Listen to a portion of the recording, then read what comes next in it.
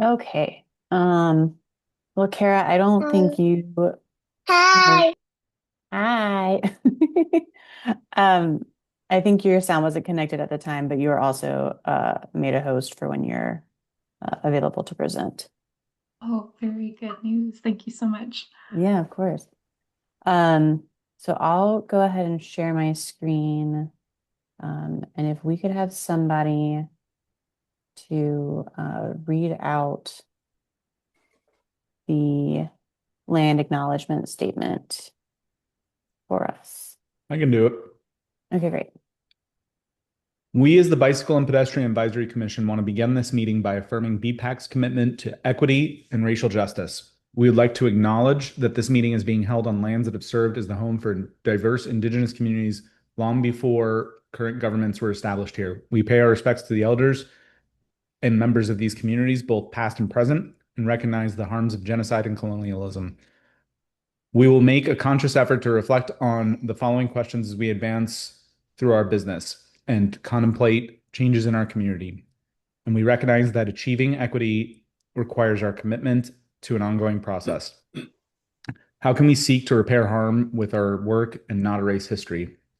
How does our work impact the vulnerability and safety of people who hold many intersecting marginalized identities, including Black, Indigenous, and people of color, people with disabilities, and lesbian, gay, bisexual, transgender, queer, and questioning people? How can we prioritize and center people in our decision making? How can we be more responsive to local needs? How can our work build community power and shared decision making? Great, thank you. And then we'll just go through and everybody introduce themselves, and then we'll continue on with the rest of the agenda. So I'll start, and then I'll call on people based on the order I see them. Um, I'm Mary Rose. I'm the current chair of BPAC, and I participate mostly on community engagement uh, committee. And I see Jeff is my first person. Hi, Jeff Bicalchuk. I am a city at large representative, and I am the liaison to the Durham City County Bike Walk Plan. Great. Nathan Lee. I am the county appointee, the Duke liaison. I also serve as the subcommittee chair for the Planning and Policy Subcommittee. Great. John. Represent the county as the seniority representative, and currently working with DevRev, planning and policy, and doing some work and finishing up some work on the UDO task force. Thank you. Tony. Yeah, I'm an at-large member for the county, and I also serve on the Planning and Policy Committee. Thank you. Hannah Salvaggio. Hi there. I'm the staff liaison to BPAC, and my role is the City of Durham bike and pedestrian planner. And I'm also sick, so I think I sound horrible. So I won't be talking much, but Sorry about that. Nate Dixon. Hi, I am the North Carolina Central University liaison. That's it. Ed Rizzuto. Hi, everybody. I am a county appointee holding the disability advocacy seat, and I serve on the community engagement committee as well. Great, thank you. Scott. Hello, this is Scott Carter, and I'm the chair of the Development Review Committee. Thanks.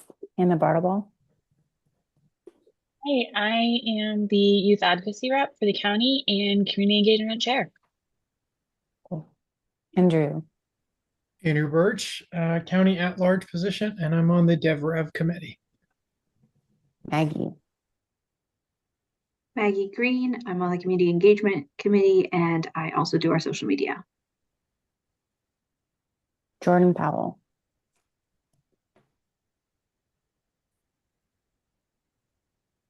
You are muted. Sorry, I'm here. Jordan Powell. I am the city representative for pedestrians, and I serve on the DevRev committee. Trent. Trent Cormier, secretary. I've been on DevRev committee for about a year and a half, as well as me being the county at large member. Thanks. Chris. I'm Chris. I am city's position. I think it's transportation planning policy. Been on for a year and a half. I mostly participate in the planning and policy committee. Oh, I guess I'm also the vice chair now, for now. Rosie. I'm Rosie Edmonds. I'm the youth representative and I participate on the community engagement committee. Thank you. Brian Taylor. Brian Taylor, transportation planner in the city transportation department and VPAC liaison specifically to the PI or now planning and policy committee. Brooke. Hey everyone, Brooke Roper with Durham County Transportation. Thank you. Ellen. I'm Ellen Beckman, Transportation Director for Durham County. Great, thanks. Kara. Evening, my name is Kara Russell and I'm a Senior Transportation Planner at Campo. Thank you. And then our guest attendees, you don't have to introduce yourself, but I'll call you out in case you want to. David. I'm David Tucker. I live on Sprunt Avenue right at Clarendon. I'm particularly interested in one of the bike corridors and just interested in how the planning goes forward. Sure, great. Glad to have you here. And then Victor. Hey, I'm Victor. I'm a resident doctor at Duke, and I live on Hillendale Road. And I think I emailed Hannah at some point months ago about like a bike lane in Hillendale. She mentioned this meeting, so I figured I'd come by. Great, happy to have you as well. And I believe that's everybody. Hannah, do we have any updates for new members or openings? So excused absence, Katie, she said that she wasn't able to attend. And then no, still waiting on Kayla to be sworn in. But I believe that's the only kind of vacancy we're waiting on right now. Okay, great. And Carl won't be here tonight because they would have had their city council meeting yesterday, but because of the holiday, it got pushed back to tonight. So he's at that instead. Are there any adjustments to the agenda? Well, seeing none, so we'll move on to the next item. Approval for December commission meeting minutes. Has everybody reviewed those? Anybody? I sent them out last Monday. I'll assume yes, you read them. Can I get a motion to approve the December meeting minutes? I move to approve the minutes as written. All right, moved by Jordan, seconded by Chris. Was that you? Yes. Okay. All those in favor say aye or raise your hand. Aye. Those opposed? Great. The December commission meeting minutes have been approved. Now we'll move on to the January committee meeting minutes. The only ones that we have available for approval right now are the planning and policy minutes. The other committee minutes will be approved next month. So can I get a motion to approve the planning and policy minutes for January? I motion to approve the planning and policy minutes. All right. Motion from Chris. Can I get a second? Second. I have a question. Sure. If we did not attend that meeting, how can we vote to approve the minutes? Hannah had sent something at the end of last meeting that was I don't quite remember what it was, but similarly to like if you didn't attend the December meeting, you could still vote to approve those minutes, and you need to rely on the people who attended the meeting to speak up and say anything that might be wrong. So like if you didn't attend the December commission meeting, you could still vote to approve those minutes. And the only time that you would need to excuse yourself from approving something would be maybe if you were like a resident or you had a business or something that was impacted by a vote, then that would be a time to like excuse yourself from the vote. But otherwise, we should all be able to vote to approve them, even if we did not attend the meeting. Just kind of weird, actually, but okay. Yeah, it's allowed, and that's how we're gonna do I it, can so. put the link again in the chat, John, but yeah, you explained it, Mary, how it is. Okay, right. I mean, the challenge that I have, just one last statement on it, is the meeting notes are very abbreviated. And so you're not part of that discussion. You don't know any of the, the ideas that came up, whether they accurately reflect that or not. And it just seems kind of weird to have non-committee members approving committee minutes. That's, and I'll end it there. It's not that important. I will say that the minutes should at least explain what was discussed and what decisions were made. Not necessarily, they don't need to go into detail about how decisions were made or what conclusions were made, but I thought my as long minutes as were quite well written, John. Just kidding. but if we feel like they aren't, then that would be a time to say like, hey, I don't approve the minutes. Or to work on them in the meantime, leading up to the vote. All right, so we had a motion from Chris, seconded by Tony. All those in favor say aye or raise their hand. Aye. Aye. Those opposed? Okay, great. The January Planning and Policy Committee meeting minutes have been approved. Would anybody from the public like to provide public comment? You don't have to, you can just sit and listen. Just wanted to make it available. Okay, not seeing any.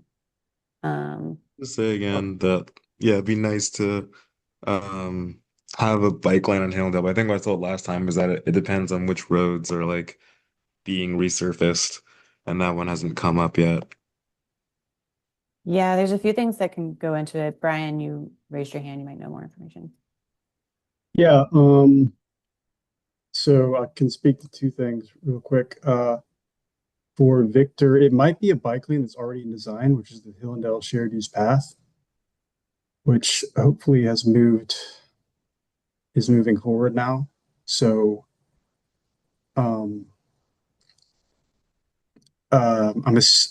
there's like a 80% chance that the bike lane you're requesting is one that's in design and just hasn't been built yet. And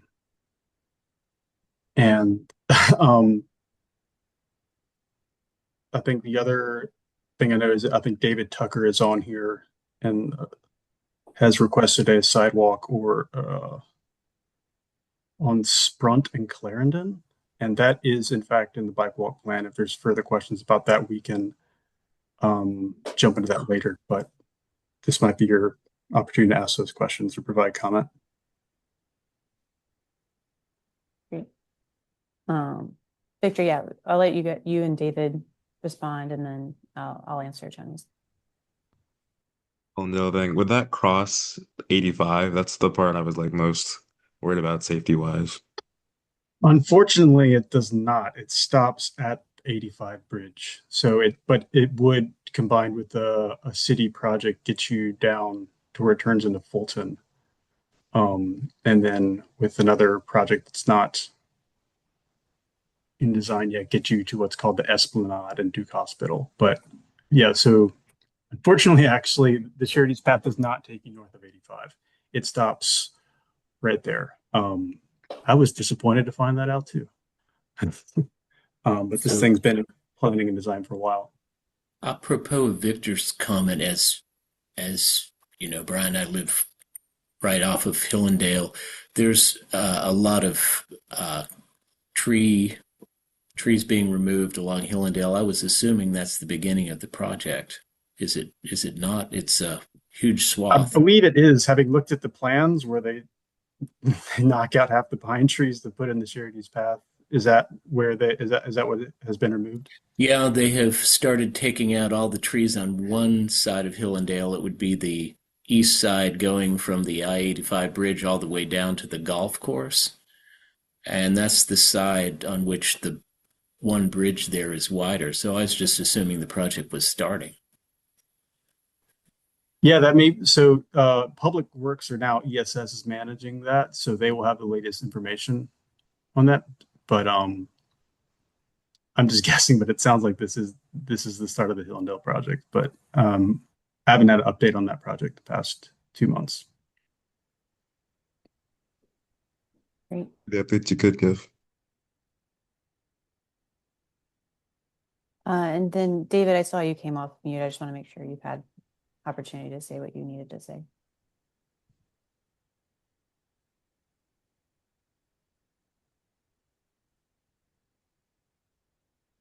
Okay. Well, I think yeah. So David Tucker has also sent an email, and I'm not sure exactly who it was addressed to, so I might as well respond because I think he just mentioned he was talking about the Sprunt and Clarendon. So Clarendon sidewalk gap there was a sidewalk there, and you may have seen ESS just removed the many years of soil on top of that sidewalk. So that was an easy win. The rest of the sidewalk is in a paper street. And so that paper street would need to be opened in order for the city to accept maintenance of anything that is constructed within that paper street. It might start as a simple footpath right now, but that would be very unofficial. And I would just say that the bike walk plan has a lot of different projects in it, which we'll talk about later. And this is kind of identifying what the funding priorities for the city are, but that does not mean anything in the document yet is a funded project. So that is the next step of the bike walk plan, is to take these different projects to city council or look for other funding and get them funded that way. So this Sprunt and Clarendon are in there as in the bike walk plan as sidewalk gap projects, but that does not mean that they're funded projects that are ready to move in design. First, we have to receive funding from our city council or through the NPO or other sources in order to start the design process for these priority projects. So in general, what would the timeline be? That's really the question I have. Just in general, how does it roll out? Well, for a sidewalk design, right of way, and construction can take 3 years, but you have a very special case where one of the sidewalk gaps was actually the Clarendon sidewalk was there, and then the other connection you're talking about is in a paper street, which we would like to have more projects in paper streets that we open, but we don't have a good estimate of how long it takes the city to open a paper street and then construct a sidewalk gap or whatever facility the neighborhood decides is appropriate and to build that. But first it has to get funded. So that would have to happen in the next year or two, and then design and construction would occur. So we're talking a multi-year process. Well, but right now, I think you can walk on the paper street now. I think someone's mowed it. Well, it's tough, but the good news is we've got a sidewalk on Clarendon, and it'll be repaired. It's in rough shape, but that piece is thankfully going forward. Just interested in the broader process, and I don't want to dominate this meeting, so I'll just stand by. Yeah, sorry. I know you had the email though, but it's useful for other people to know as well what the purpose of the plan. So I figured I'd address your question now. But thank you. Thanks, guys. Chris, what's your question? I was just actually going to throw out that this paper street issue is, I think, incredibly important for connectivity in our city, and unfortunately doesn't get a lot of eyeballs, doesn't have a lot of people speaking out in favor of doing something useful with these paper streets. And so this is something that I think a lot of folks on BPAC would like to see be leveraged. And then in my own capacity as a resident, I've gone to speak in favor of keeping paper streets open, or at least not closing them automatically without some other exchange that ensures connectivity. So I think that's something that, we advocate for, but I think also it's very beneficial for citizens to speak out and add their voice to the desire to do something more with these paper streets, whether it's create an alley, a footpath, a bicycle path, a greenway, but to do something with it, right? The city has this land. There's just not the policies and there's not the prioritization. So I would very much encourage you to like write city council members to ask for these things. There's lots of us that are doing that, and that's kind of all we can do. We've got to push for getting some policy changes around this to be a little bit more organized and intentional about what we do.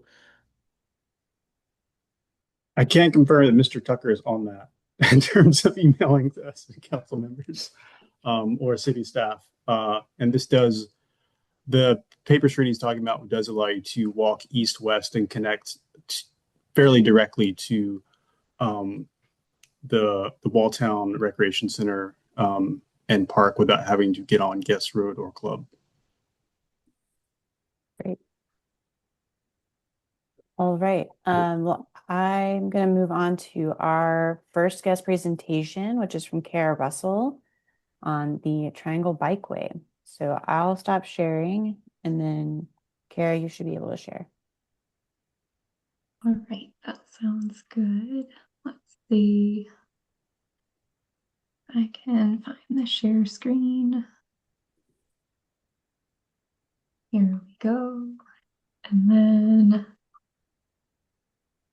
oh no, the controls are at the top of my screen. So let's see if I can pull that down. I want to go to the present mode. Here we go. All right, is that showing full now for you all? Okay. Yeah. Okay, very good news. Well, good evening, everyone. My name is Kara Russell. As I mentioned at the start, my role is a senior transportation planner at the Capital Area Metropolitan Planning Organization. So we are a sister MPO to the Triangle West Transportation Planning Organization. And so today I'm going to talk a little bit about a project that you may or may not have heard of, but I'm going to be working on just explaining a little bit about the Triangle Bikeway project history, as well as where we are today, just to make sure everybody's on the same page, give a little bit of context of some of the activities that are going to be occurring in the next month or so. And so I'll give a little bit of a background. I'm sure this group here tonight is well aware of what a bikeway is, but in concept, the project at large has been around for about 2 decades and had been in various stages of planning and study. And the big idea was to find a way to connect our region by a shared use path that would take us all the way from Chapel Hill to Raleigh. And so the most recent of those planning efforts had been completed in 2022. And so up on the screen, you'll see the analysis and maps that were done from that study that looked at the overall area between getting our region connected and what is the best path to get there. And so at the end of the plan, the final preferred alignment largely ran alongside NC 54 and the I-40 corridor to connect all of our municipalities in between. So this was a very large effort that had been in partnership with Campo and TWTPO. Both executive boards adopted the plan, and so it did provide some really good guidance on things like preliminary cost estimates. It had some information about design guidelines. And so all of that body of work is now living on trianglebikeway.com. That is hosted by Central Pines. And the idea there is that it's the catch-all.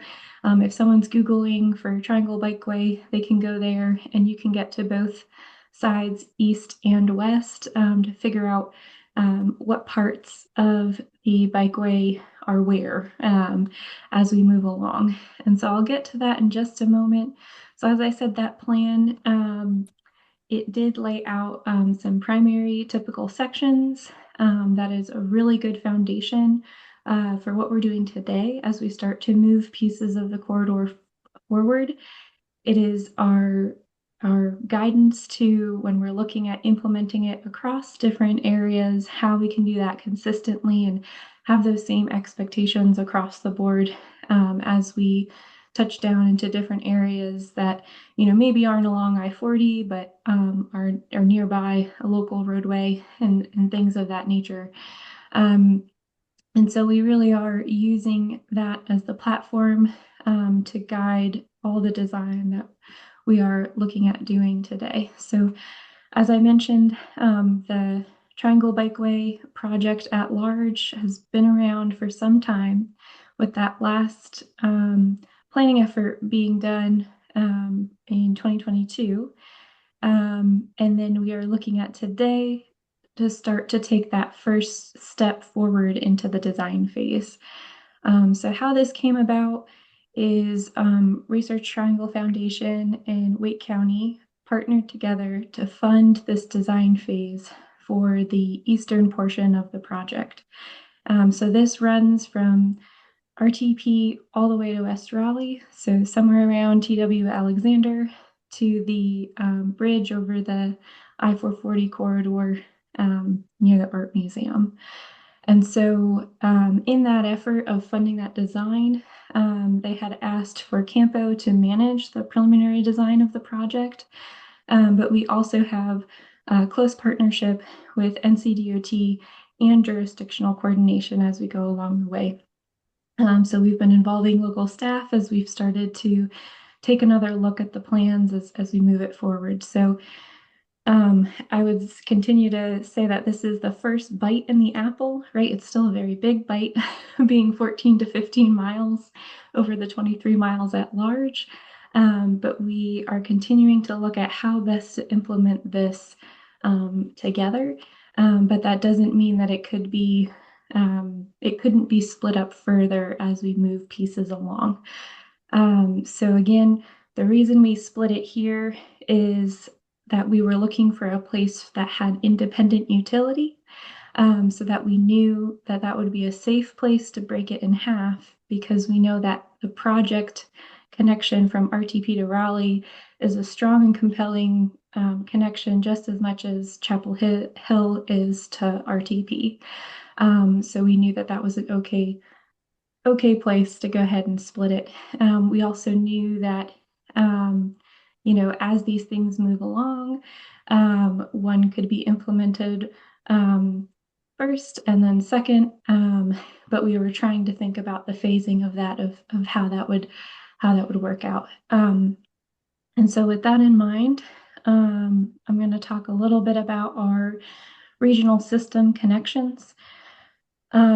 So another piece of beyond just the multi-jurisdictional coordination is highlighting a little bit about our region's existing high mileage, high capacity corridors that we have today and that we see building out in the future. So up on the screen on the right-hand side is the local composite of all of the bike and pedestrian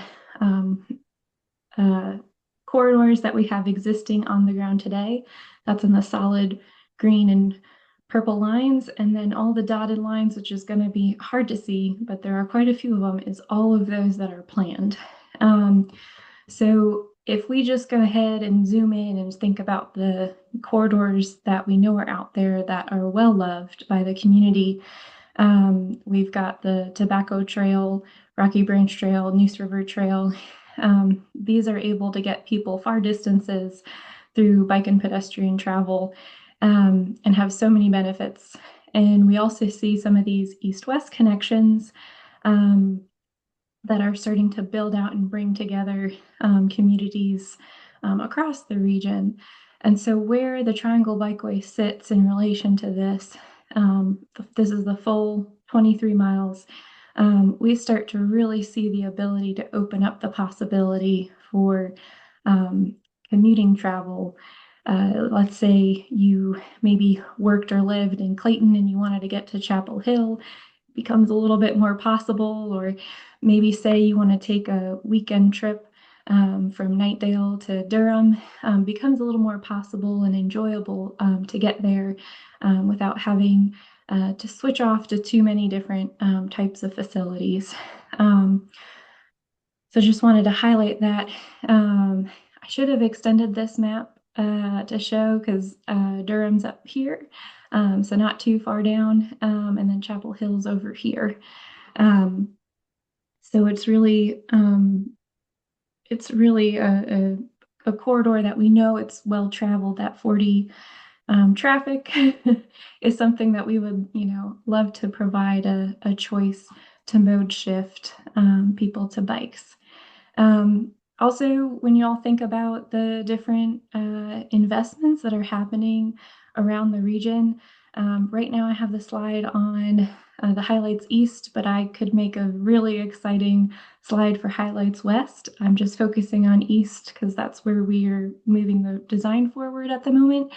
But we know that the mobility hub is coming down the pike. We know that we have these really great park systems and trail systems to connect to. We know that there's the shopping centers and employment centers, entertainment districts that are coming online, and are really exciting to think how neat it would be to connect all of our main attractions for tourists, and be able to provide a way to get there without a vehicle.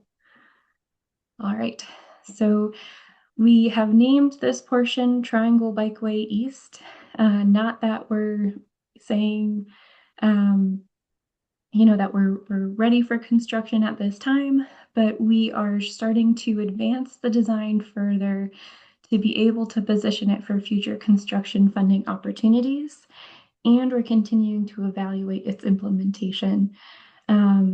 It is a pretty large feat to try to figure out how to arrange multiple jurisdictions across different lines together to create a project of this size. So that is a part of what we are starting to advance forward and come up together with a good way to do that. So to kick off this effort, I'll now fast forward into today. We kicked off the project in the fall of 2024. And even since the adoption of the plan in 2022, there was a lot of activities occurring just in this section alone. And so we went out and we took a look further at these 3 key areas along the corridor that had seen some change, that had started to see some development. And we wanted to make sure we had a good look of what was on the ground. And so moving into that, surveying occurred on the corridor. We are still waiting in key areas to continue surveying. We're trying to narrow in on some of the possibilities. So you'll notice up on the screen, let me go back one.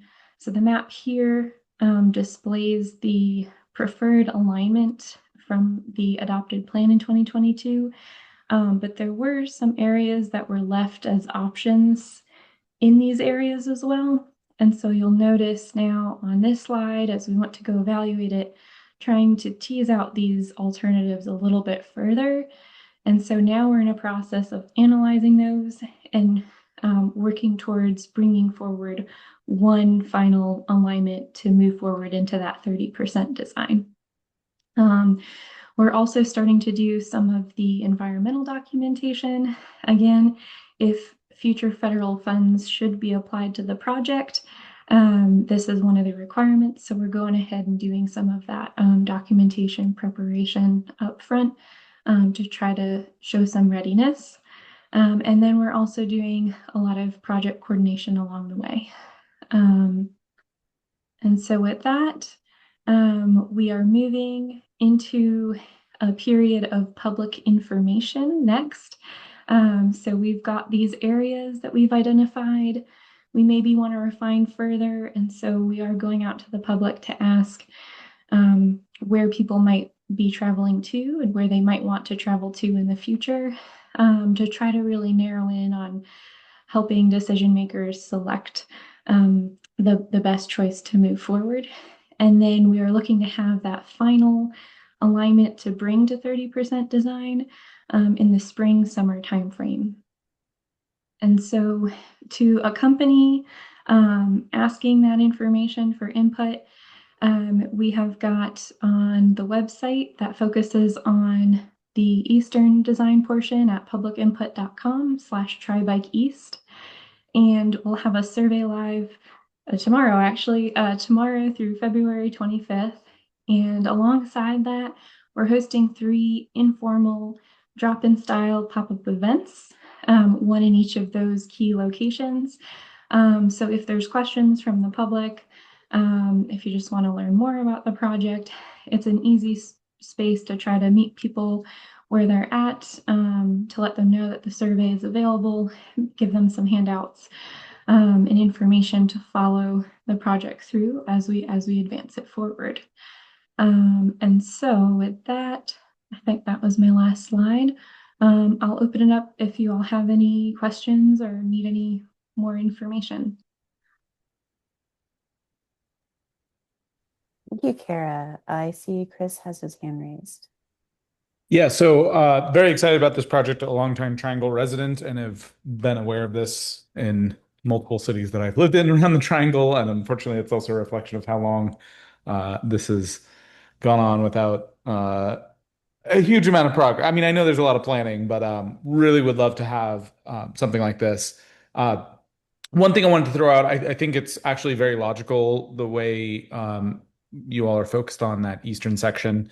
One thing I want to point out is that, and I'm sure you are aware of this, but I think it's really important to consider the connections that can be made, but also the supporting infrastructure in ways that, other projects could potentially dovetail into really increasing access to this.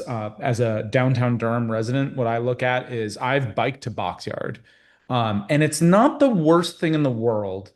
But all I can think about is if the city and RTP and NCDOT got together and really focused on making the experience for the sort of like average normal person biking on Cornwallis to Davis Drive, all of a sudden this eastern section could serve as a corridor to get folks from Durham to Raleigh much quicker than the current craziness that you have to go down like American Tobacco Trail and go all through Cary.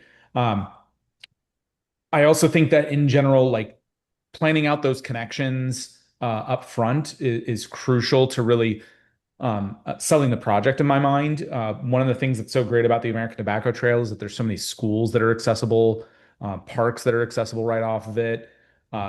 It really provides a lot of value, not just from a recreational perspective, but from a real true transportation perspective, which I was glad to hear you hit on. I think about the same thing with this project. I have fond memories of mountain biking as a kid at what is it, right across from Umstead. I'm blanking on the name now. Lake Crabtree. Lake Crabtree, there we go. And hiking around in Umstead, it'd be great to get over to that. It'd be great to get to the airport, right? One of the things I'm sort of kind of car free. And one of the challenges is getting to the airport, and having a really solid bicycle connection could go a long way towards filling that gap for somebody like me, right? If I have a flight that's too early or too late, the bus isn't as practical, and even when it is in the right time frame, like the transfers you have to make, it can really spill out of control quickly. And I think while we're waiting to improve our transportation system, giving folks who can manage the option of being able to bike around to things is really important. So I'm excited to see this project. that's just kind of what I wanted to add is like, I think this section makes perfect sense, but focusing on some of those connections and complementary projects is going to be really important to make this be a home run. Yeah, absolutely. I appreciate it. Appreciate the comment. I have one question, which Chris touched on a little bit. I couldn't quite tell in your map whether or not it would touch the airport.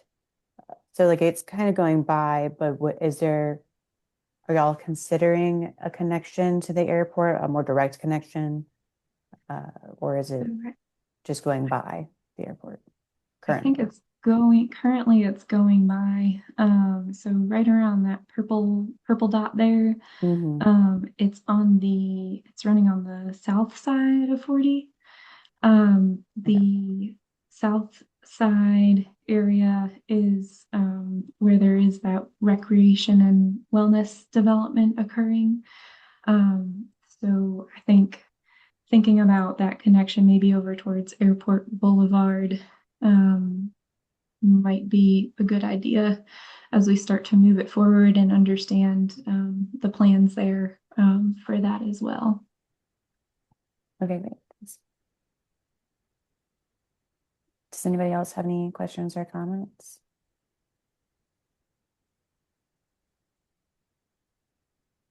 Not seeing any. Great. Well, thank you, Kara, for coming and presenting. It was great to get an update. I've been hearing about this probably since 2022, and so it's great to see that that's moving forward. Even if it's not on our side of the project yet, it's still great to see any part of the project moving forward right now. Yeah, and thank you guys so much for having me. If you're not doing anything, we've got one in RTP, so not too far away. You'd be happy to chat at one of those. And if you'd like to take the survey or let people that would be interested in taking the survey, we've got, actually, I should pull that up. So on that publicinput.com, if I can share, I'm going to try to do. I've been noticing that sometimes it's a little tricky. So this is the site. If you go to this digital toolkit on the top tab, we've got all the pictures for social media and more, handouts. I think there's the flyer, the promo. All of these are flyers. So if it's easy to share out that way, I know we're in a digital world. That's one good way we tried to make it as easy as possible to be able to send a link to someone if they were interested. But I'll stop sharing. Great, thanks. Yeah, we might be able to share it on our social media, which should help spread the word. Yeah. All right. Well, thank you all so much again. I hope you all have a good evening, and we look forward to hopefully coming and giving you an update as we move further along. Yeah, thank you. We'd appreciate that. All right. Well, you guys have a good one. Thanks, you too. All right. Moving on to our next guest presenter, we have Brooke and Brian on the bike walk plan update. And you should also be able to share. Yes, let me just go ahead and see if this works.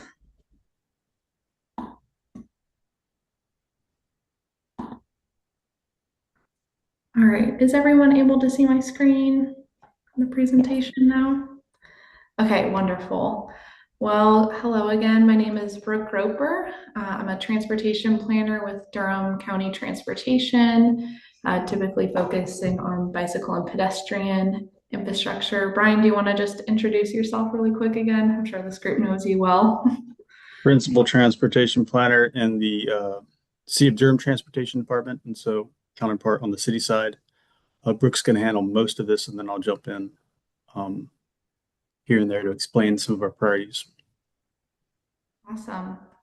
All right, so today we're going to walk you through the 2026 bike walk plan. We're going to discuss an upcoming online engagement opportunity, which is part of our final and third phase of engagement. That's going to start next week. And we're going to share some plan policies with you. And if time allows, we'll also share some priority project examples as well. So the 2026 Bike Walk Plan update is a joint effort led by the City of Durham and Durham County.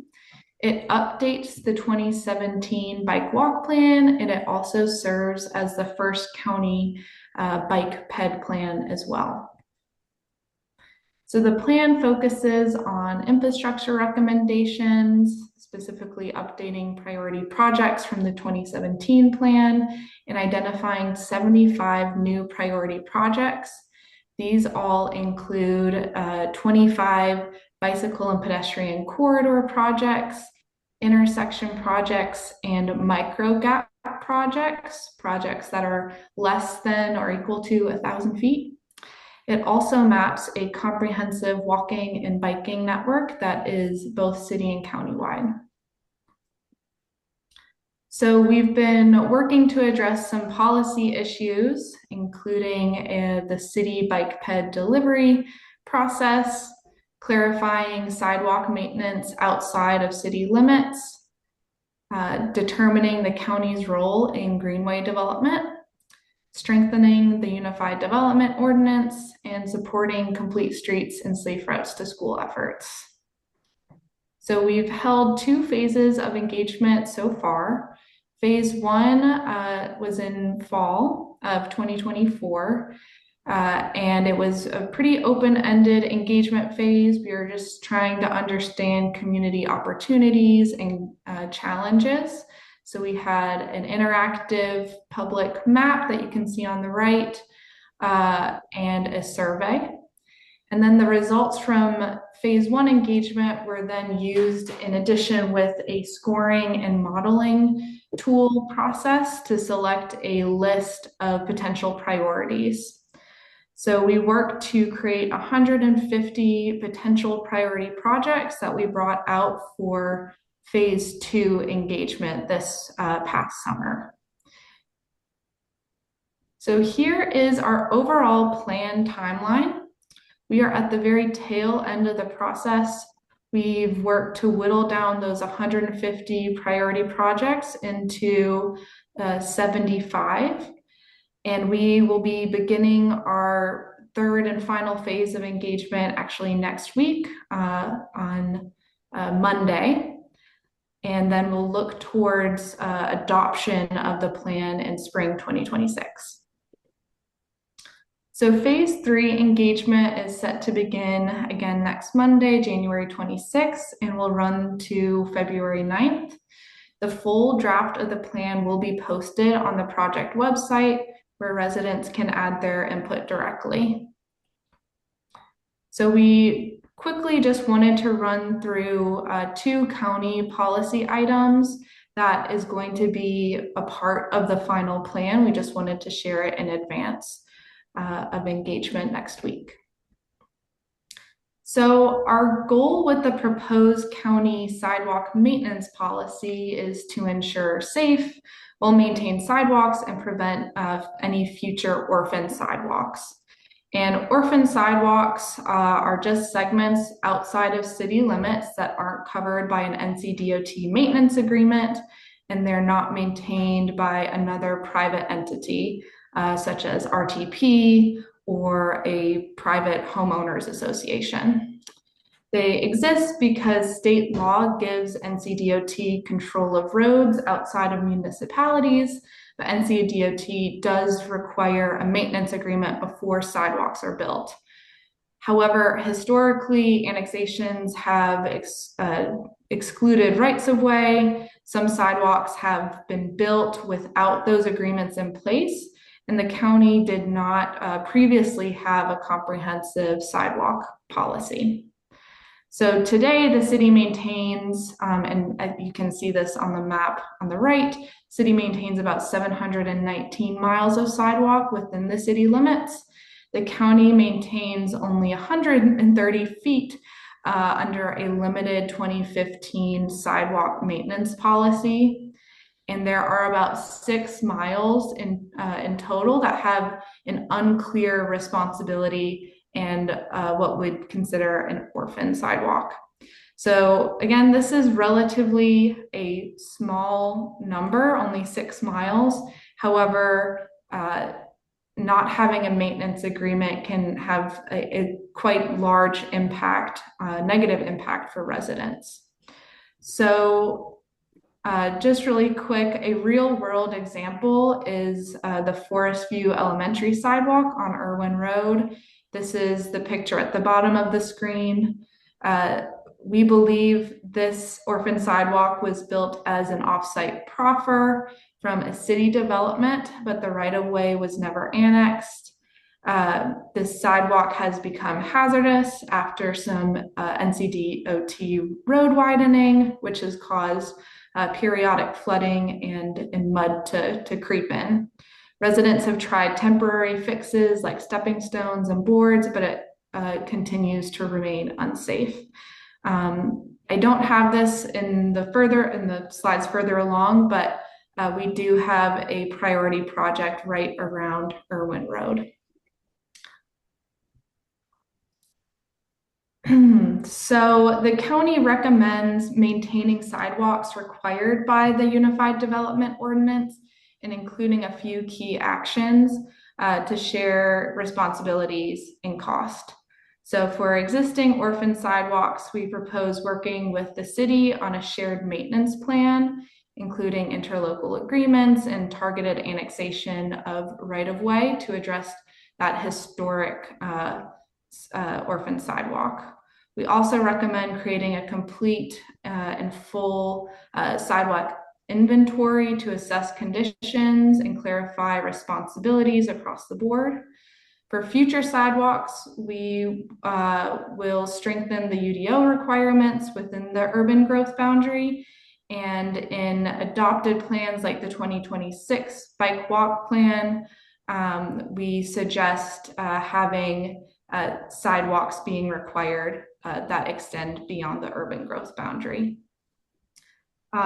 We also would explore some payment in lieu funding options for the county.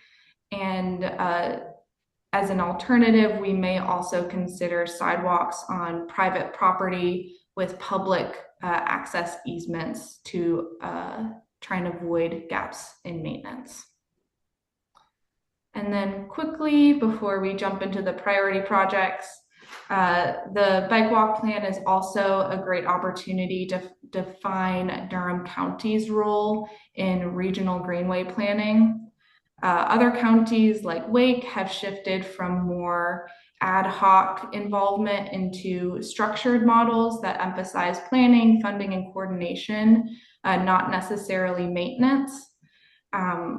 From our research, we've concluded essentially that Durham County should focus more on strategic planning, funding partnerships, and coordination, not necessarily that day-to-day maintenance.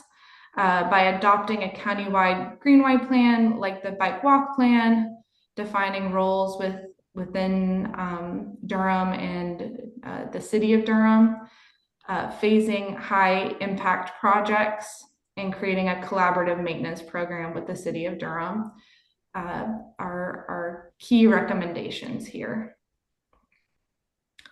So Brian and I have selected a few key corridor priority projects that we'd like to share with you. These, along with all of the other projects, are going to be posted online with the draft plan next week as well.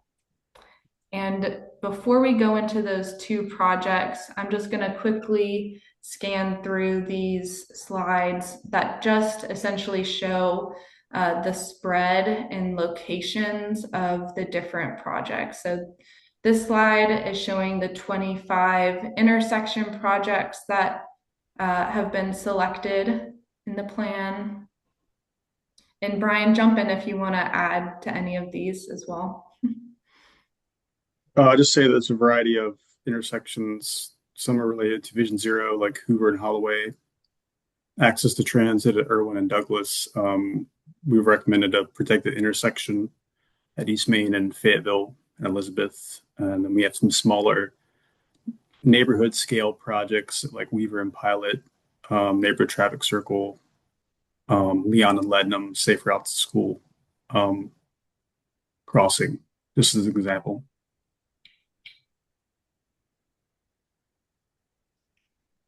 This slide is showing the 25 micro gap projects. Again, these are less than 1,000 feet. I'll just say the majority of these are traditional sidewalk gap projects, where we have a very small gap in the sidewalk network. Some of them, though, are a little bit different.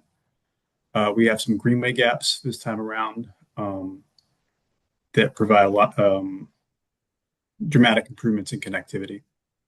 And then we have a few sidewalks where we will need to build into the street to create the sidewalk. So they'll be a little bit more difficult than a traditional sidewalk gap project, but are much needed. And wait, can you go back? And Sprunt is on there since. Yeah, I was gonna say you got David Sprunt Ave on there. And we've already implemented Clarendon. We just removed all the soil, so we've already started implementing this plan. And we added these on. Well, the neighborhood found it, but yeah, I'll let you take credit. Okay, yeah, thank you. So in addition to the 75 projects, we also added on-street corridors because these aren't really things that we go to City Council for as a CIP request. These are projects we tend to implement with resurfacing, whether that be a city resurfacing or an NCDOT resurfacing. So if Chapel Hill Road is being resurfaced, for example, or Durham Chapel Boulevard, we would ask to do a road diet to improve the bike lanes on these corridors, or a restriping and reconfiguration in the case of Durham Chapel Boulevard, so that we can actually have parking protected bike lanes, which is not what's out there right now. And on the city streets, we are looking at doing a road diet on Trinity right now to add bike lanes. And on some of these other streets, we are looking at doing traffic calming. These networks, some of these networks like Sprunt and the one that says Dixon to Rockwood, are local streets, and with a little bit of traffic calming, such as speed cushions, which could be installed during resurfacing. These can be real bike boulevards with appropriate design speeds.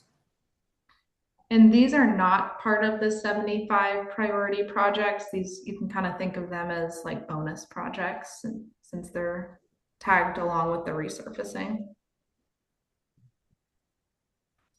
And then just lastly, these are the 25 priority corridor projects. The county has 5 corridor projects specifically, and the remaining 20 are within the city. I think there's 4 county projects shown here. The I-85 bridge did not fit on this map.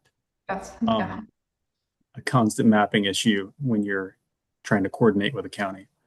But along the edges, you'll see Scott King Road, Irwin and Randolph, NC 98, and then Freeman and Mineral Springs on the edges. Those are the other county projects, and within that are a lot of are all the other city projects. And you can see the faint blue lines. Those are ongoing projects. So if you're wondering why there isn't a project on this road or that one, like Hillendale, for example, it's because there's already a project there in design or about to go to construction. So we have a lot of other projects going on. So we're trying to fill the gaps with a lot of these projects. As you can see, a lot of them are trying to get across barriers like 147 or the railroad in downtown areas, or connect critical gaps sort of on the edges of downtown or the edges of central Durham, where you see the grid breakdown and there's one street that everyone has to use regardless of what mode they're traveling with. So the Cook Roads, the Dixons, the South Roxboroughs, the Ross, the Cheeks, the Dearborns, the Carvers, these corridors that well, at least that I and probably many BPAC members have been talking about for many years, are now in an adopted plan, and we're excited to bring them forward for CIP funding and other larger funding sources, federal, for the bigger projects. Okay. With that, we'll just jump over to getting into priority corridors specifically, just to share as examples. And if time allows, would love to hear your either input on these or if you have questions about the project in general. So this is the one project that wasn't shown on the previous map, but this is the I-85 bridge over Falls Lake shared path. So what is being proposed here is a pedestrian path over Falls Lake that would follow along Redwood Road. It would connect with the future proposed Panther Creek Trail and also the Redwood campsite. This is a new priority project on our list. It's a bit of an opportunistic priority as we've recently had discussions with NCDOT over the need for a bridge replacement over Falls Lake. So county staff and other staff that we've talked to, like in Granville County, have identified this as a great opportunity to include some bike and pedestrian infrastructure and make some key connections. The blue line will actually be modified in the draft plan, but that is showing the Great Trail State Plan proposed trail connections. It actually just falls along East Gear Street, but that is another key connector in this area. I'll pause and see if there's any overall questions either about this project specifically or anything we've touched on so far. I'll say all of the project sheets will have a similar look to them. There's a lot of information on each page, but they will have kind of a section about why it's a priority. It will include key connections, some safety statistics, and right-of-way considerations as well. I'm seeing some hands raised. Yeah, we'll start with Maggie. Awesome. I just had a quick question on the last slide. For Cook Road, it was listed as a side path. So what's the difference between that and a sidewalk? For Cook Road? Yeah. Yes. I'll answer that one. So a side path carries bike and pedestrian traffic, so people walking and bicycling on a facility of, depending on how much width we have, 10 or 12 feet, preferably with a verge large enough to accommodate trees. That's a bit more than you asked, but essentially a side path is a very wide sidewalk on which you can both walk and bicycle. Cool. I assume it would just be on one of the sides. And that's a great question. Our plan does, I should have added this to our presentation, but the plan does have definitions and pictures to go along with all of the infrastructure terminology that is referenced as well to keep it straight. All right. Yeah, Tony, you had your hand raised. Yeah, quick question on the project, the I-85 project you just showed. The future Panther Creek Greenway, does that follow the former railroad there? Is that a railroad? Would that be a rail trail? Yes. Oh, great. Okay. Mm-hmm. Yeah, and that is one of the rail trails or greenways that can be found in the 2011 and 2021 DPR plans, the 2011 Trails and Greenways Master Plan and the 2021 Trails Implementation Plan. And that is that blue line here. Mm-hmm. Yeah, that was a complete abandonment in 1980. So does the city or the county own that right away? No, Because it so would have reverted probably. I think along that path, there's private properties, and it's dissimilar from the Durham to Roxborough rail trail, as the corridor is not fully intact along the Right. Panther Creek. So that would be a hurdle and a challenge to address come design and development for the Panther Creek. Thank you. And Chris. I was super curious about this I-85 bridge. This is something that I probably will never use, but I think it's kind of neat and could be a really great connection long term. But I'm curious about, you said this is an opportunistic project.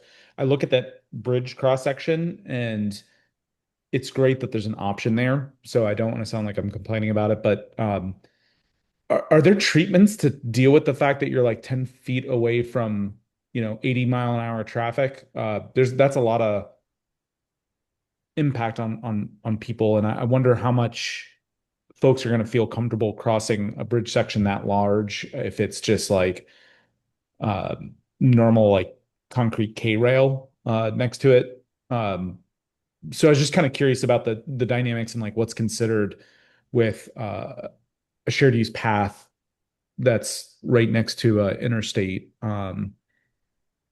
in terms of like making that as comfortable as possible for pedestrians and exposed road users. Great. And that's a great question. Thank you, Chris.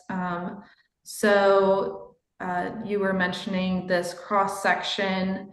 It does include a 10-foot shoulder and a berm between to provide that safety. Or that protection. I will say that this is a planning level design that we have right here. So would need future design as well. One of the projects that we are modeling this off of is the SCDOT bridge replacement on I-95 over Lake Marion.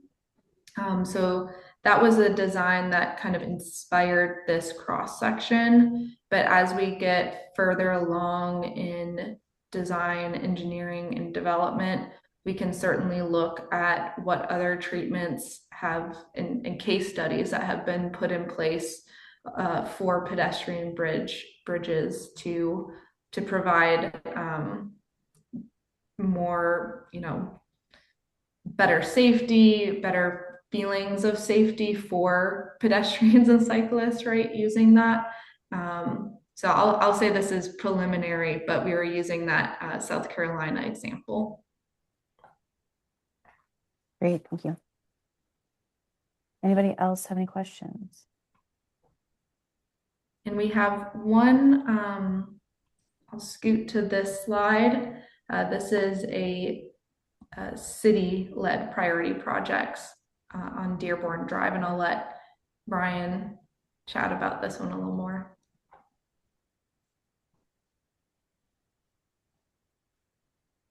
This is one of our high priority projects we've been talking about for a while. It's very important. It's also going to be very complicated and expensive, probably one we will look to fund soon and will probably require federal funding.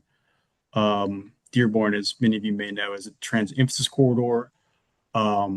It serves the Route 9. Most of this corridor does not have any sidewalks, which is an issue if you're riding the bus, walking, or bicycling.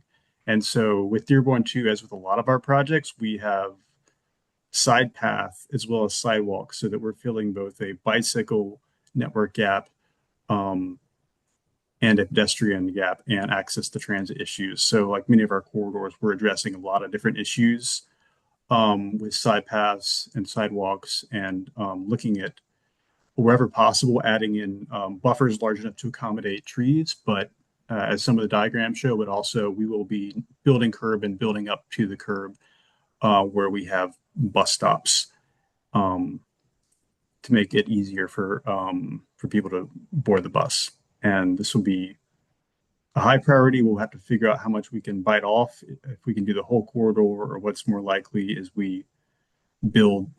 We start with a section of Dearborn which has no sidewalk whatsoever, and that would be the part from Club to around, I believe, Ruth, or we could take it all the way to Martin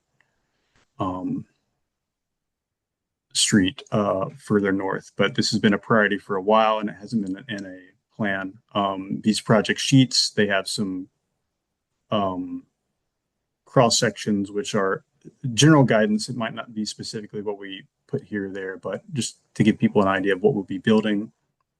And then different statistics about the right of way and safety, and then why it's a priority. So sort of a problem statement at the beginning. The one thing that we don't have on any of these sheets yet that won't be available in the draft for comment will be the planning level cost estimates, which Alta is still working on. So that'd be the one thing missing from the draft plan that goes out for public comment next week.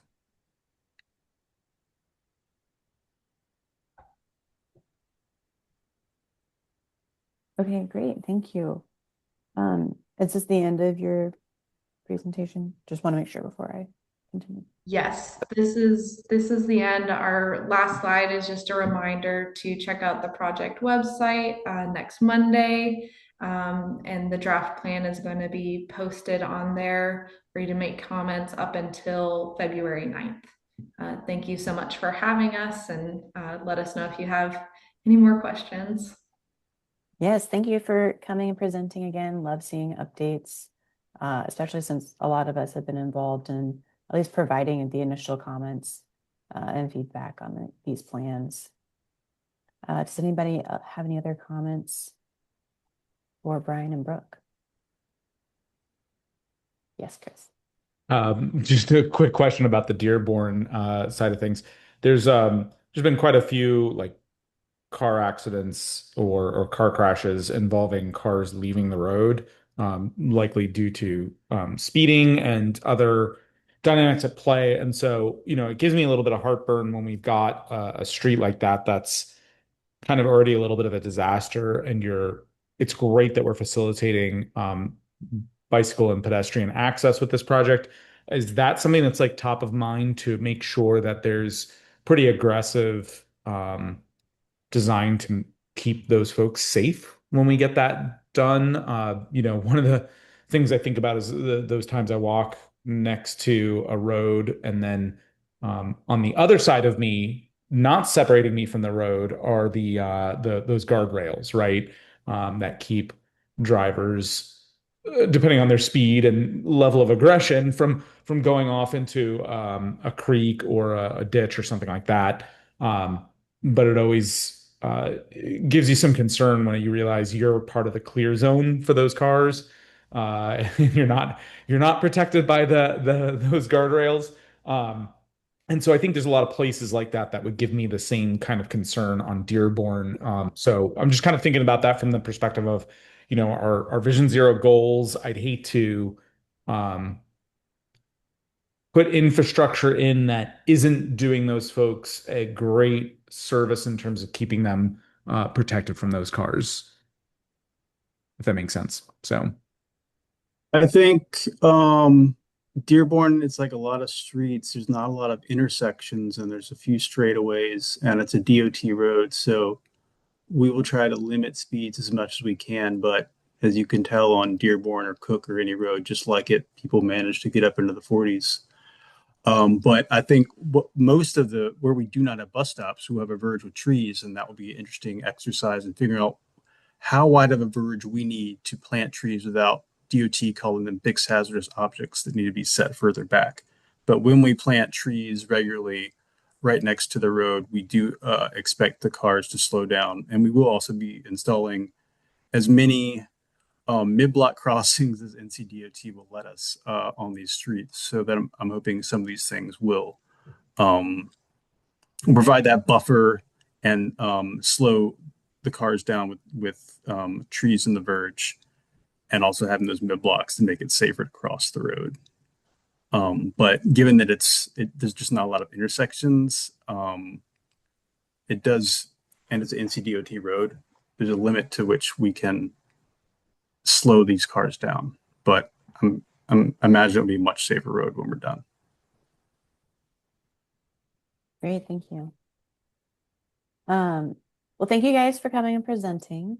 You're welcome to stick around for the rest of the meeting. Up next, we will have John Lawler providing a brief presentation on the new UDO feedback that we will be providing to the planning department. This is in response to their response to our initial feedback. So John, I think we should try to make you a host if we can. Oh, you've already got it. Great. Okay.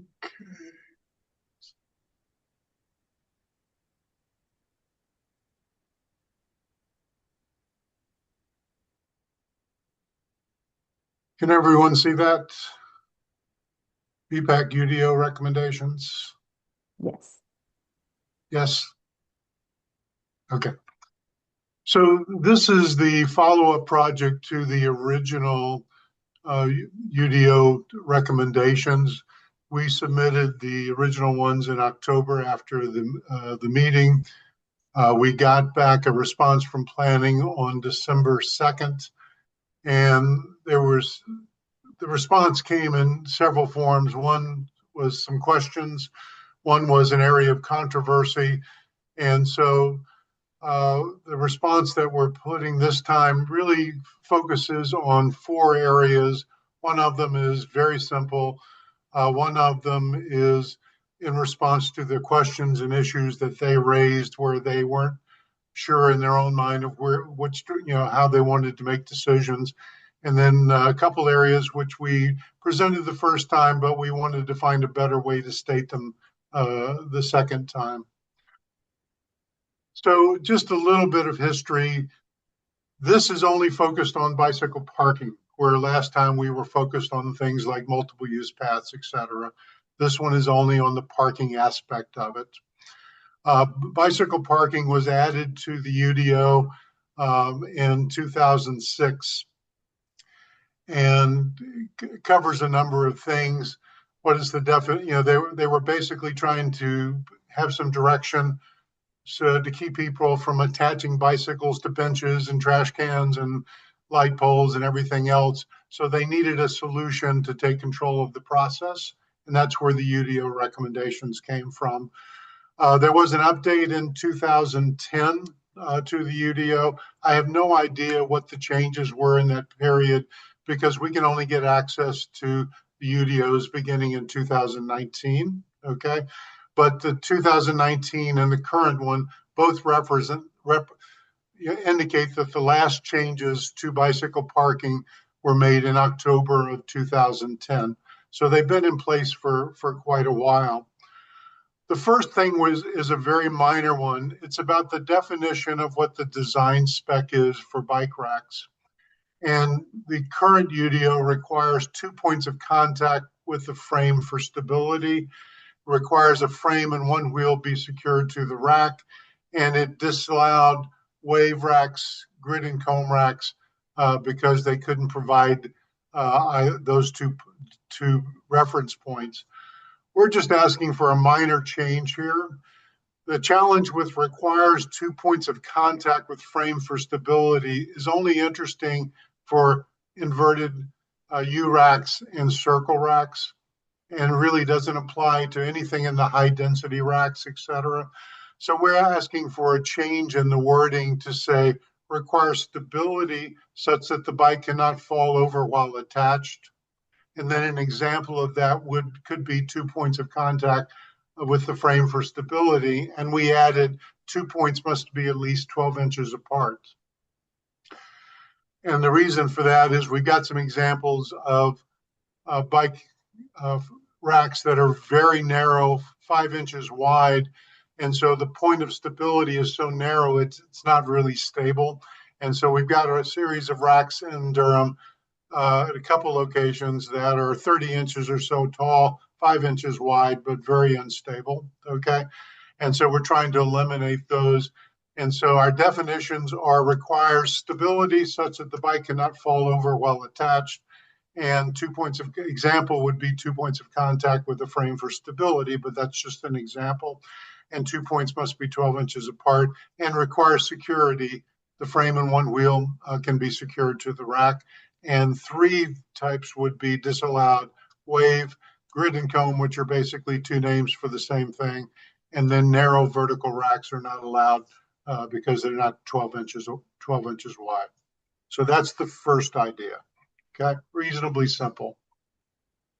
The second one gets into a little bit more controversy because they came back to us after we said, yes, the regular bike rack should be 2 feet, the bike spacing, bike parking space should be 2 feet by 6 feet, and there should be cargo spaces 3 foot by 8 feet. They came back with a statement that says they're looking to possibly change the spacing for the regular bike rack from their original recommendation of 2 foot by 6 foot to 3 foot by 6 foot. And so there was a lot of discussion about this. Lisa Miller and Mary Rose got involved in a discussion, and I know Mary Rose and Nathan were very concerned about this issue, about the width. And they're two very important members of BPAC, so we've got to resolve that so that everyone is happy. And so these are examples of the bikes that they have. These are pretty normal bikes, with the exception of the fact that both bikes have racks on the back, which I think are about 18 inches wide, is my guess, that they use to carry a lot of stuff. Okay. And so the question is, there are a lot more solutions out there like that. Bikes used to be very thin.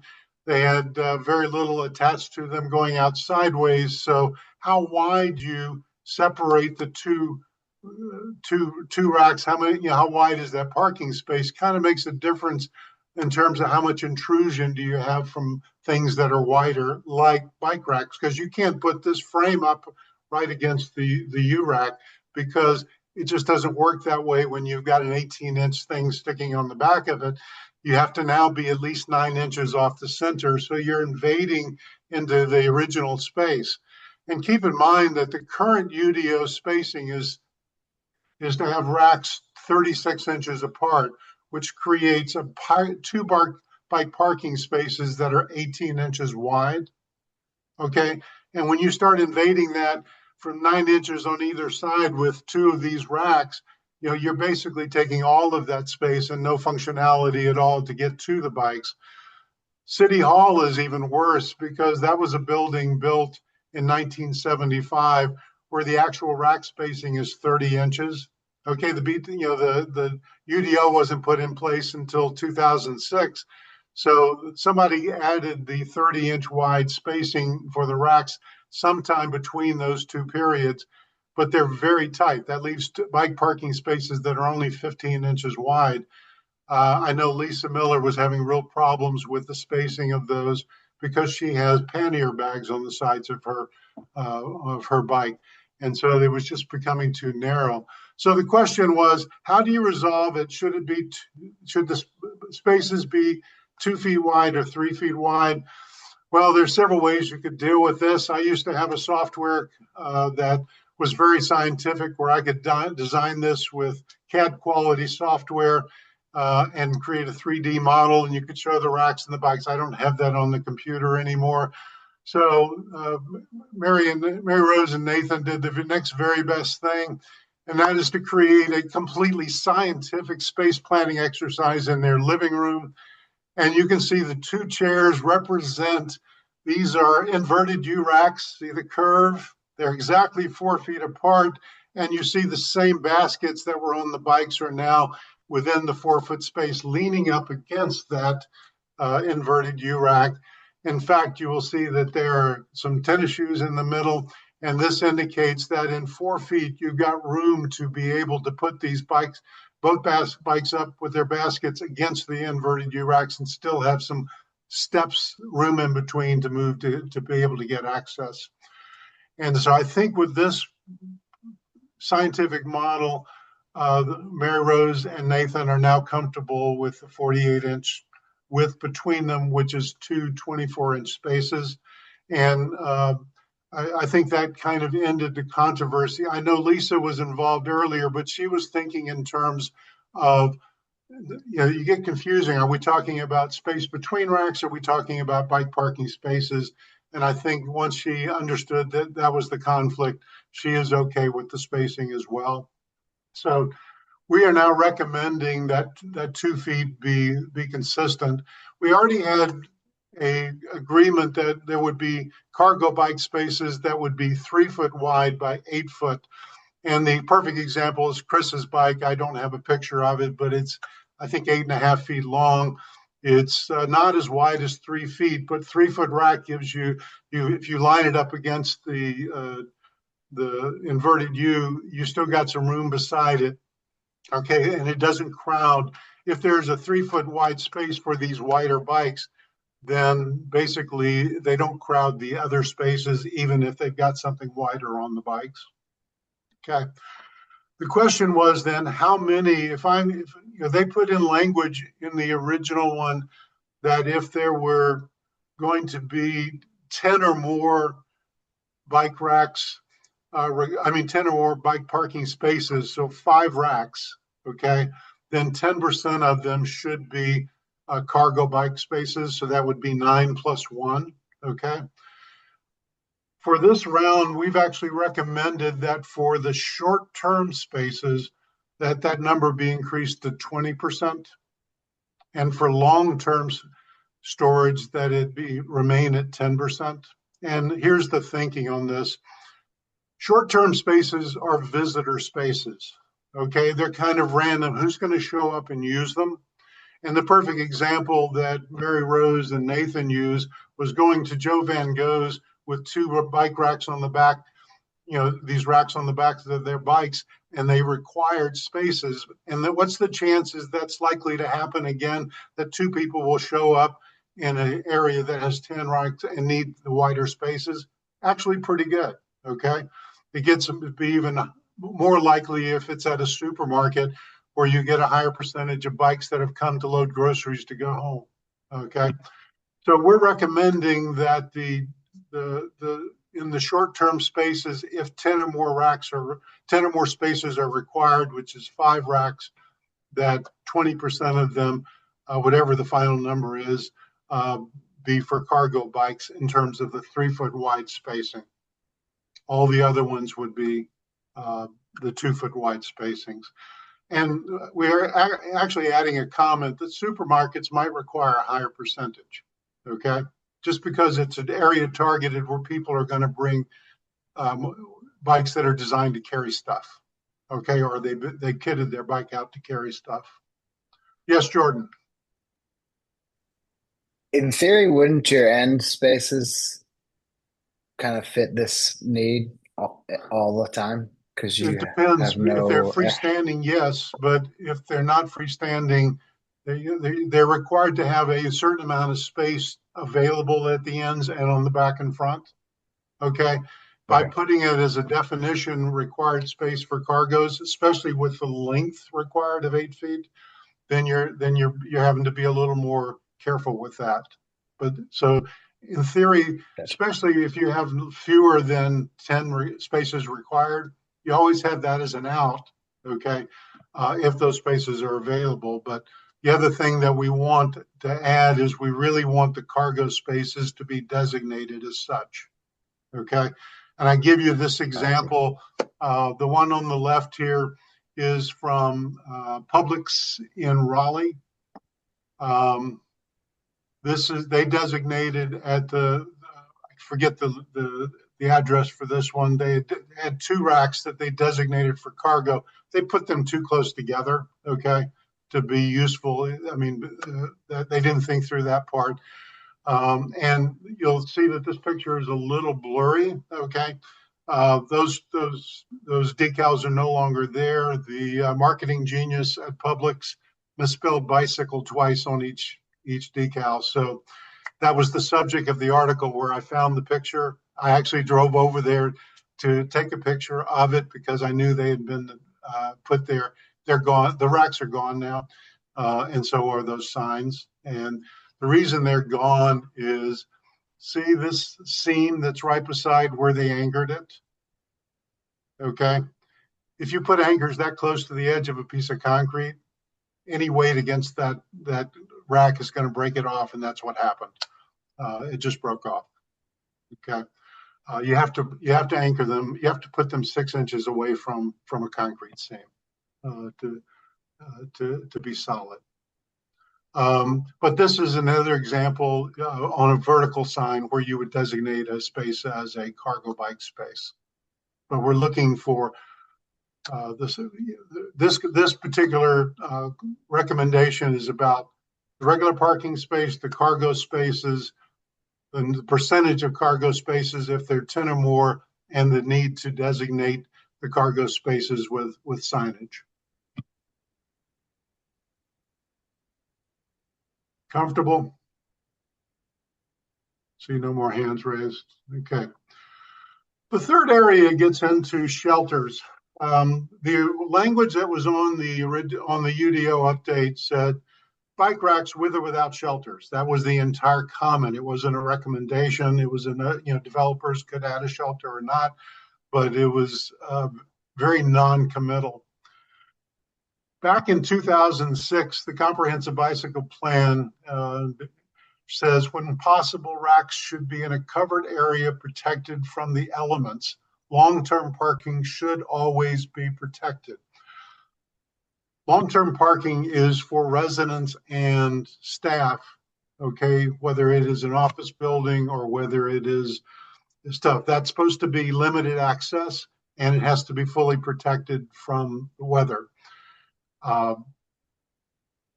The short term is where everybody's pulling up to park when it's not someplace they work, it's not someplace they live. Could be that they do work or live there, but they're just doing this temporarily if there's a long-term space. But the idea is to say, look, nobody likes climbing onto a wet bicycle, a wet saddle, wet handlebars, on a bike that's been sitting in the rain where the chain is wet, the gears are wet, and everything else. Cars are in a different situation. It's a protected environment. Okay, motorcycles. We're not advocating for motorcycles. So it is time that we take a stand on this. That we really want the shelters, and I came up with an idea that says, look, going back to the earlier discussion, if the system requires 10 short-term bike parking spaces, that's 5 racks with 8 regular parking spaces and 2 cargo spaces. The racks must be protected from the elements. It's a large enough installation that you're expecting to have a reasonable number of people using it all the time. Option 1 could be underneath an overhang, similar to what happened at City Hall, because you've got bike racks under the overhang on both sides of City Hall. Option 2 would be located on the ground floor of a parking deck. A lot of these 5-story apartment complexes and condo complexes that are going in around Durham have parking decks underneath. Very easy to put the bike parking inside protected and underneath on the ground floor of the parking deck. And third option would be if it doesn't satisfy 1 or 2, then it would be required to have a bike rack shelter. I think it's time that we take a stand on this. We're not asking for it for all short-term bike racks. I don't know that it is economically feasible for someone to put in a shelter if they're only like 2 racks, okay? But if they're 5 and we're talking about 10 spaces, I think it's time we take a stand and recommend it. We may or may not get it, okay? But I think it's time we make that recommendation. Last time the update, they updated, it's been 16 years since the original specification on this, which did not require it. I think it's time. So that's the third idea that we're asking for your support. Okay. John, what type of development triggers where do we hit 10 spaces in commercial properties mainly, not residential property? Commercial, it's about how big the floor plan is, how many people are they expecting to be there. It's a formula-based situation. I couldn't tell you how large that is. Supermarkets would qualify, for example. A lot of retail would qualify. For example, perfect examples would be South Point Mall, okay, where you have a Oh, for conglomeration sure. of businesses under one, which today is very underserved in terms of location, but also they're all exposed. Sure. That's a great recommendation. I'll be very interested to see if that makes it in. That costly recommendation to It's not developers. that costly. You know, if you think about what are developers paying when they create a car parking space? Okay, you can Well, put a lot, costly based on what they have to build right now.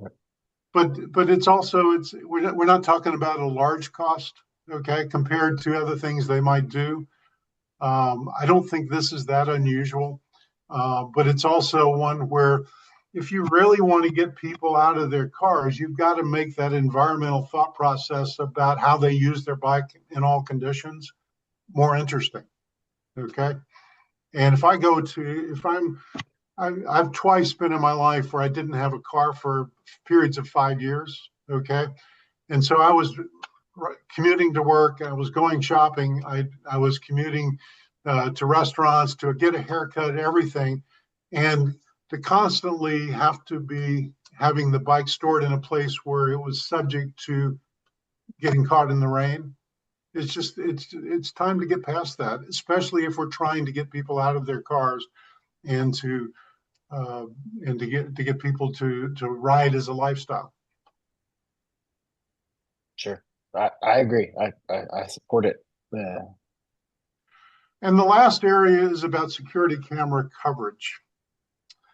Bicycles and bicycle components are easily stolen, and they're stolen all the time from the recommended bike racks, which are typically in Durham, inverted U's or circle racks.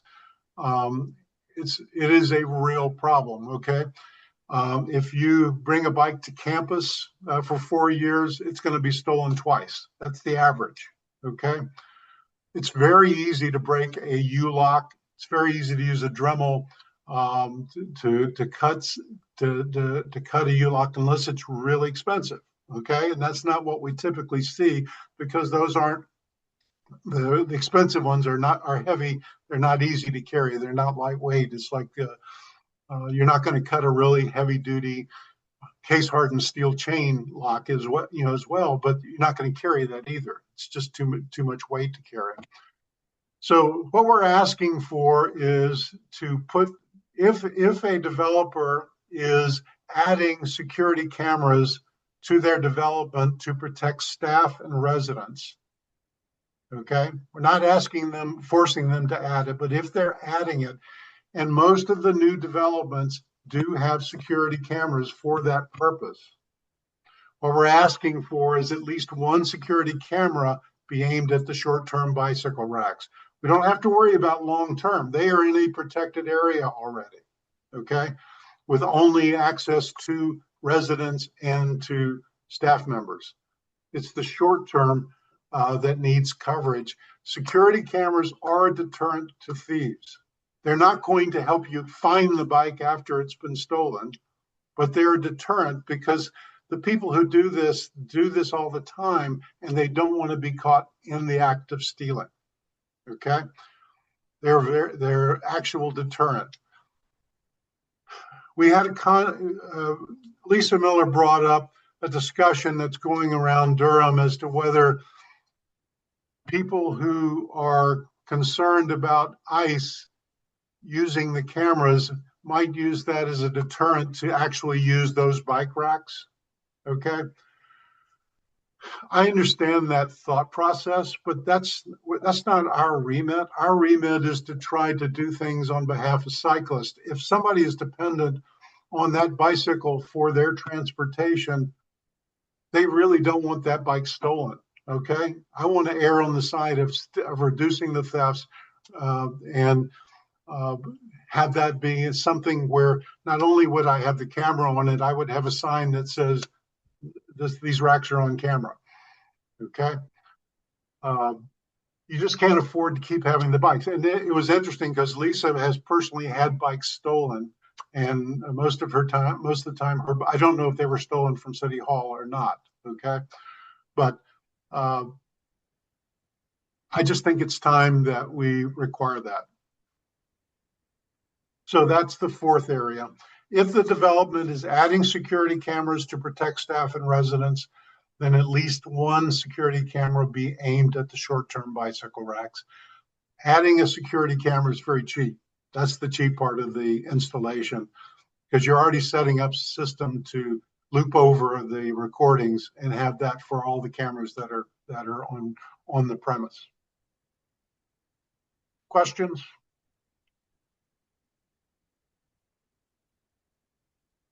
I don't see anybody raising the hands.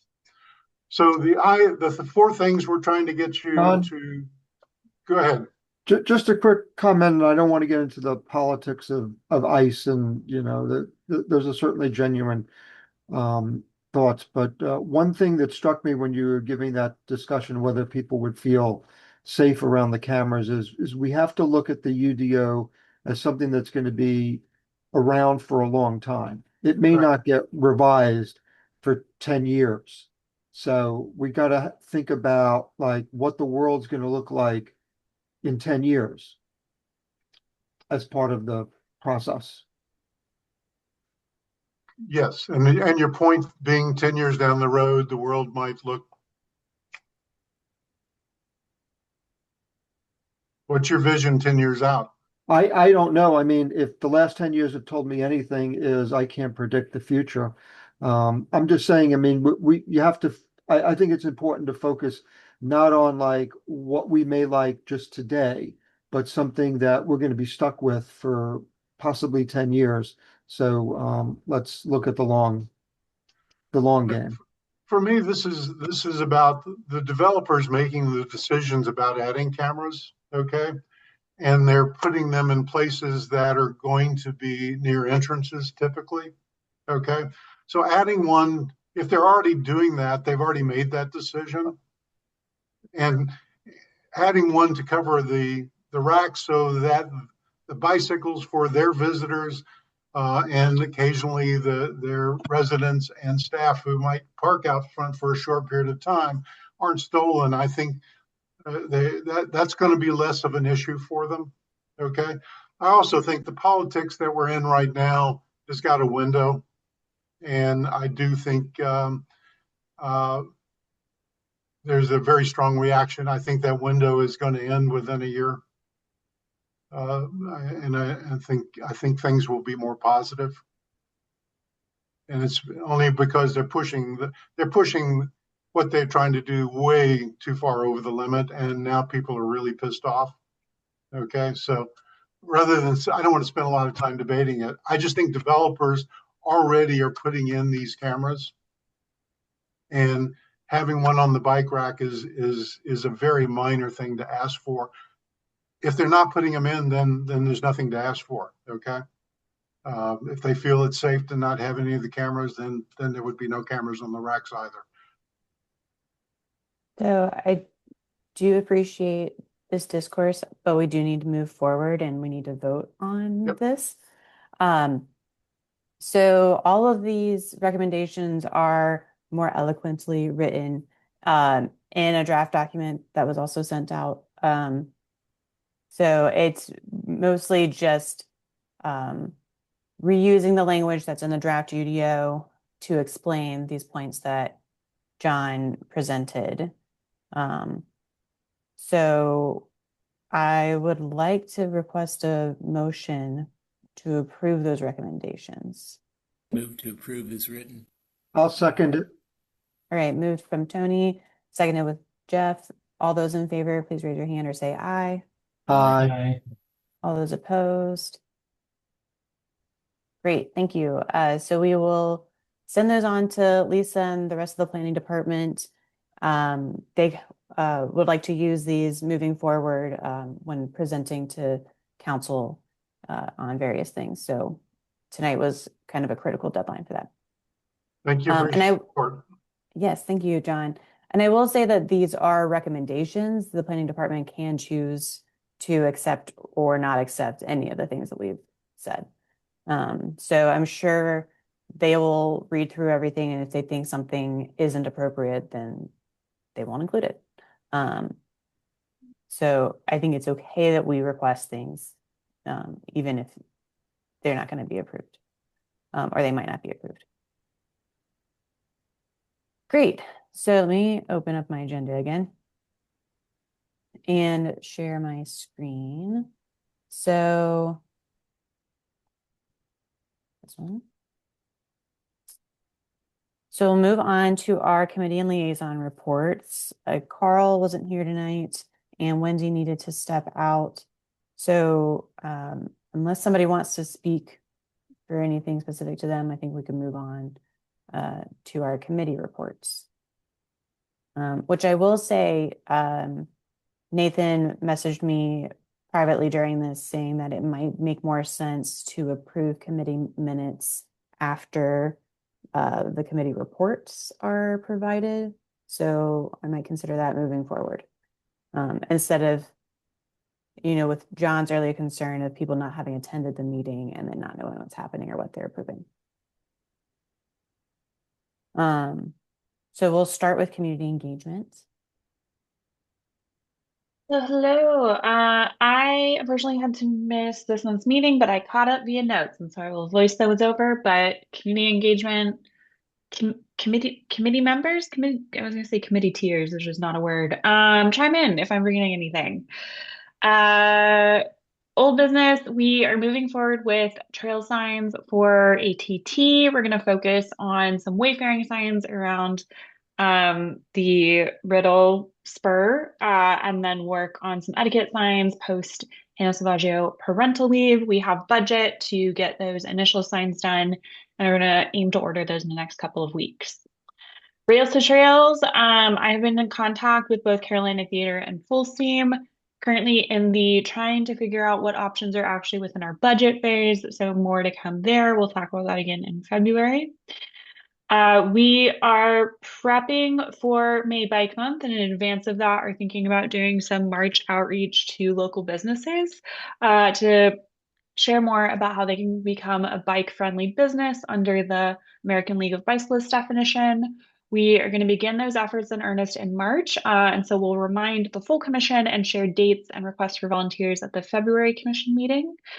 We are working to get the Safe Routes to School video across the finish line. Shout out to Rosie for reaching out to some of her fellow students or film class teachers who might want to take on that effort. And I'll just put out another plug. If anyone has any skills to combine video and audio, we have the two files. We just need to Frankenstein them together. Last but not least, we're thinking about upcoming tabling and engagement opportunities, looking at engaging some run clubs in the next few months, including the Crank Arm Run Club and then Park Run out of Southern Boundaries Park. I will send out a link to these notes tomorrow, but they currently live in the February 2026 meeting. Given the cadence of meetings, community engagement will always be a month behind, so we'll vote on January minutes in February, and et cetera, et cetera. All right. Great. Thank you, Hannah. Moving on to development review. Yes. So development review, we had a pretty short meeting. We had submitted some cases that were due before the meeting. And so there was really only one case to go through, which was a second revision. And John worked on that. It's Glen School Road mixed use at the intersection of Glen School Road and I-85, so in the northeast part of the county. The developer had agreed to multi-use path and then had not agreed to certain things that we asked for again. Multi-use path on one of the other parallel roads to I-40. So we use that also as a training exercise. Andrew Birch was on our call and getting up to speed on how to analyze these, and so this was a good one to kind of go through as training. So that was really about it, and we did have one new case that Andrew has picked up that's due the end of February. And just for the folks who are on DevRev, I realized now that we have a new planning person who's sending these out that they were all going to my spam folder except for one or two. So now I found like 4 more cases that were my spam folder, And so hopefully all those that come from this person, Javar, will end up being coming to the right place now. So I've got some, cases that I'll send out to get volunteers for. That's it. Great, thank you. Moving on to planning and policy. All right.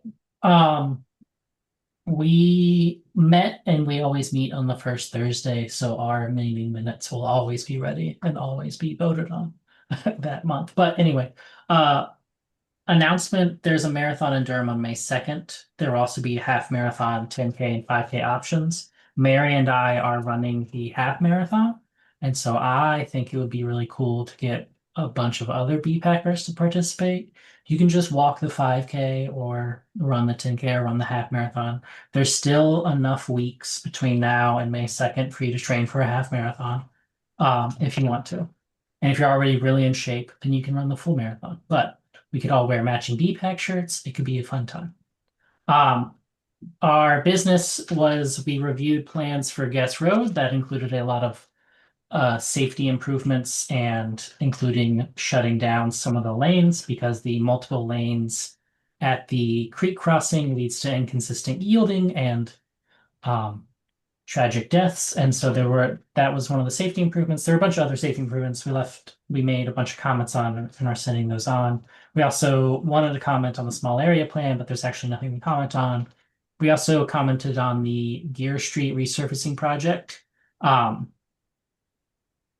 And then we had heard an update from John Mahler. And then new business for February, we will be primarily planning for the future will be the main agenda for February.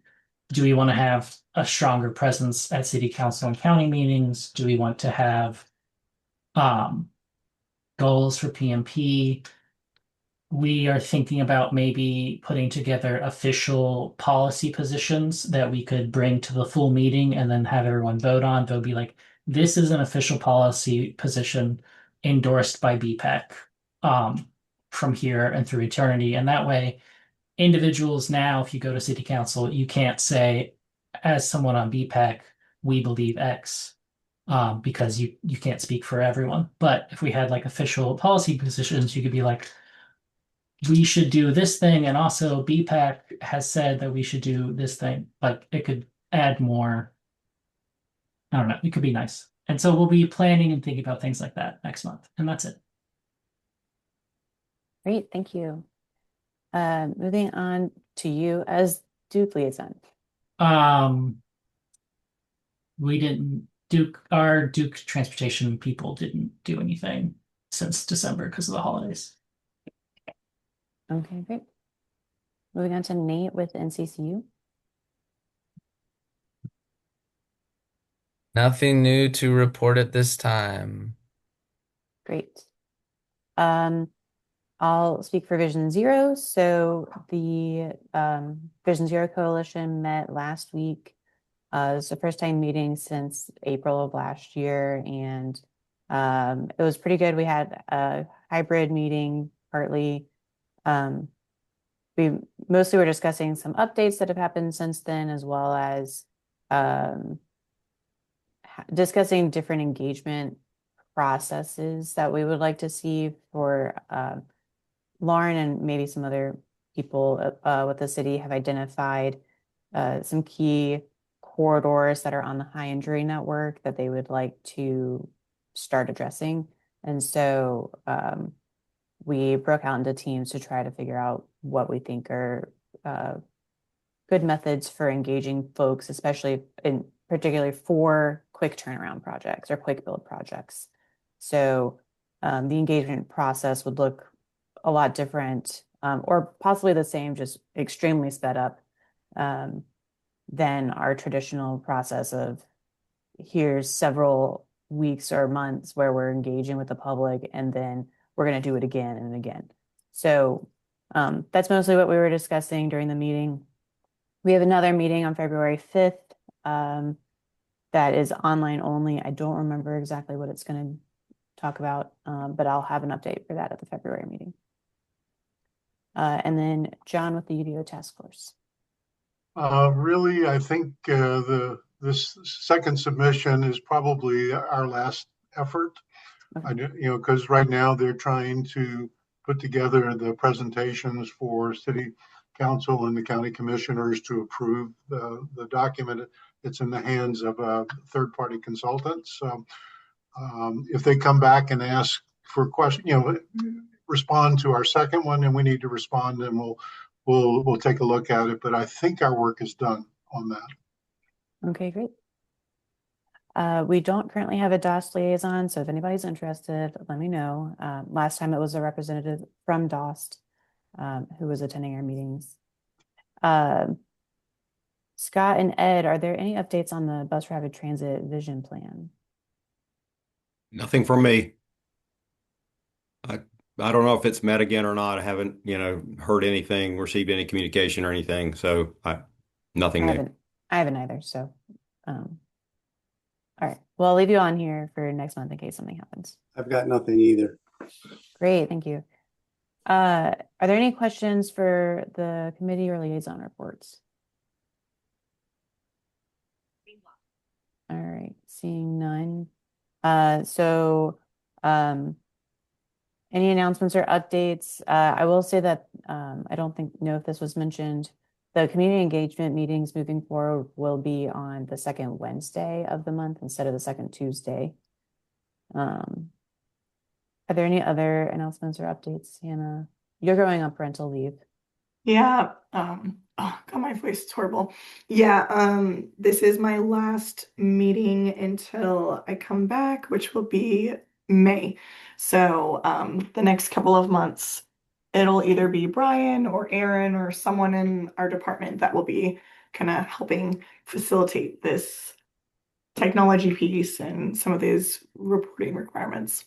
Oh, and then also the finalized report for the 2025 annual report I sent through today, and so it's going to be going to City Council for review, and they'll be able to see kind of all of what BPAC has done this past year. So I'll share that via email so everyone can see it too.